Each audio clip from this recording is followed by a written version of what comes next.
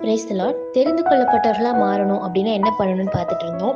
Last time நம்ம பார்க்கும்போது ரட்சிக்கப்பட்டவர்கள் follow பண்ண வேண்டிய பிரதான கற்பனை என்ன அப்படின்னு பார்த்தோம். அதில் கடவுளை நம்மளோட வார்த்தைகளால் ஹர்ட் பண்ணக்கூடாது அப்படின்னு பார்த்தோம்.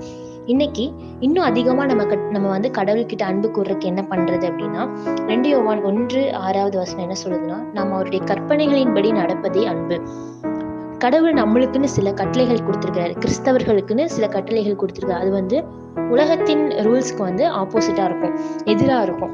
அந்த மாதிரியான கட்டளைகளை நம்ம ஃபாலோ பண்ணணும். நம்ம நிறைய நேரத்தில் என்ன பண்றோம்னா, நம்ம ஃப்ரெண்ட்ஸ் தப்பா நினைச்சிருவாங்க, நம்ம கூட இருக்கவங்க ஏதாவது நினைச்சிருவாங்களோ, இல்லை நம்மளுக்கு கிடைக்க வேண்டிய ஃபேம் கிடைக்காம போயிருமோ, இல்லை நம்மளுக்கு இருக்கிற பொசிஷன் ஏதாவது இழந்துருவோமா அப்படின்னு சொல்லிட்டு நம்ம என்ன பண்றோம், கடவுளுடைய கட்டளையை தள்ளி வச்சிடறோம் நிறைய டைம், உலக பிரகாரமான ஏதோ ஒரு காரியத்திற்காக.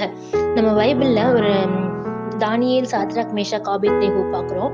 அவங்க 4 பேரும் வேற நாட்டுக்கு கூட்டிட்டு போறாங்க. அவங்கள ஒரு 3 வருஷம் ட்ரைனிங் அவங்களுக்கு. அப்போ அந்த இடத்துல அவங்களுக்கு ராஜா சாப்பிட்ற சாப்பாடை கொடுக்குறாங்க. யூதர்கள் சாப்பாட்டுல நிறைய லாஸ் யூதர்களுக்கு கடவுள் கொடுத்திருந்தார். இதான் சாப்பிடணும், இதான் சாப்பிடக்கூடாது அப்படின்னு சொல்லி.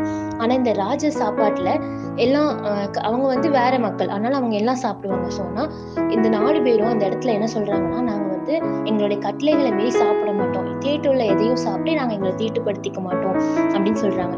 அவங்க நினைச்சிருந்தா அந்த இடத்துல அதை சாப்பிட்டுருக்கலாம். ஏன்னா அவங்க போயிருக்கிறதே ஒரு அடிமையா, அதுவும் வேற ஒரு இடத்துக்கு, அங்க இருக்கிறவங்க யாரும் அவங்களுக்கு தெரியாது அப்படின்றத. அப்போ கூட அவங்க என்ன பண்ணாங்கன்னா, கட்டளைகளை ஃபாலோ பண்றதுலதான் கான்சென்ட்ரேட் பண்ணாங்க தவிர சுத்தி இருக்கிற எதையும் பத்தி அவங்க கவலைப்படல.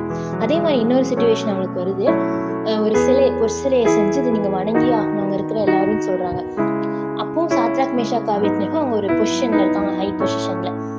ஆனா கடவுள் கொடுத்த கட்டளை என்னன்னா, என்னை தவிர வேற எந்த தெய்வத்தையும் நீங்க வணங்கக்கூடாது அப்படின்னு சொல்லி.